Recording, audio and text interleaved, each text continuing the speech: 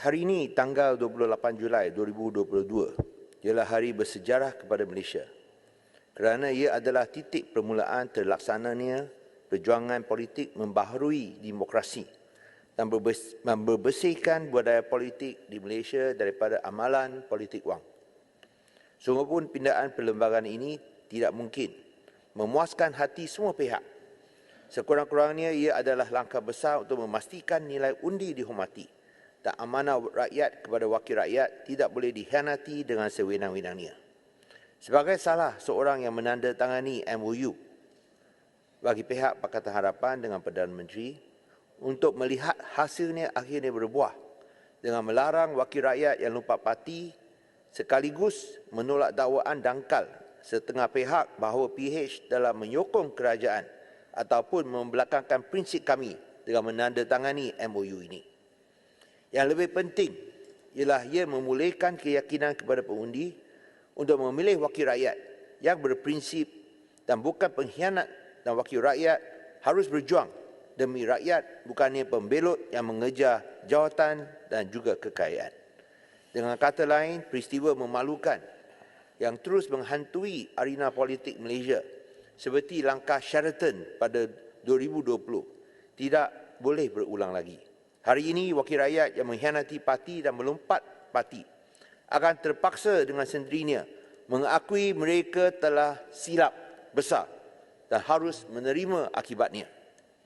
DAP berasa bangga bahawa kesemua 42 ahli parlimen tidak menjual prinsip dan terus berpegang teguh kepada mandat rakyat yang seharusnya didukung dan tidak boleh dikhianati pada bila-bila masa. Tak ada satu pun daripada 42 ahli parlimen lompat ataupun lari daripada perjuangan asas parti DAP. Dan juga tentu Parti Amanah juga, ini tambahan daripada saudara Mat Sabu. ini saya tak mau sebutlah.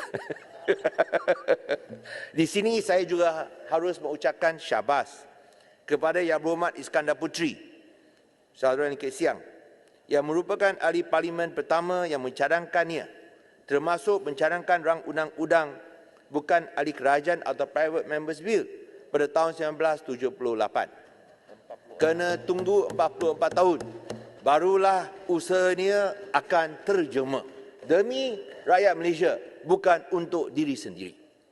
Perlu disebut juga Kerajaan Negeri Pulau Pinang pada tahun 2012 telah meluluskan pindaan perlembagaan melarang perbuatan lompat parti. 10 tahun kemudian akhirnya disusuli oleh pindaan perlembagaan persekutuan. Akan tetapi, banyak yang perlu diusahakan pada masa depan, termasuk takrifan dan interpretasi, supaya tidak ada loophole or legal lacune dengan izin yang membolehkan si opportunis ini daripada terus membolehkan amalan lompat parti. Kerana kita tahu, termasuk mereka yang ada dalam dewan ini, mereka akan terus cari jalan untuk lompat parti selepas pindaan perlembagaan ini diluluskan. Tumpuan pindaan perlembagaan ini ialah ke atas wakil rakyat yang lompat parti atau menukar parti atas inisiatif wakil rakyat sendirinya dan bukan kepada ke atas mereka yang kena pecat.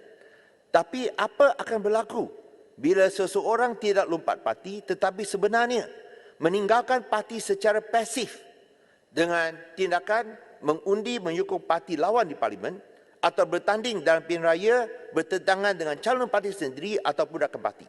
Seharusnya ia juga dianggap sebagai meninggalkan parti atas inisiatif sendirinya dan digugurkan keahlian, kerana dengan meninggalkan parti dengan sendirinya ia harus kehilangan status wakil rakyat mereka. Saya harap Yang Berhormat Menteri boleh menimbang perkara ini supaya kita dapat menutup legal lacune atau loophole yang akan digunakan oleh si katak-katak ini. Tuan Yang Pertua, langkah seterusnya ialah untuk memperkasakan pembaharuan demokrasi, ialah dengan menjadikan SPRM accountable hanya kepada parlimen dan bukan seperti sekarang di bawah jabatan Perdana Menteri.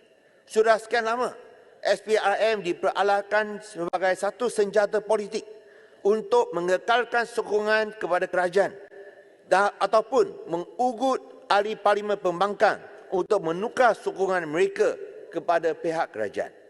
Sekiranya tidak ada tindak balas positif daripada ahli parlimen pembangkang, maka SPRM akan terus siasat dan menyusahkan ahli parlimen pembangkang termasuk didakwa di mahkamah.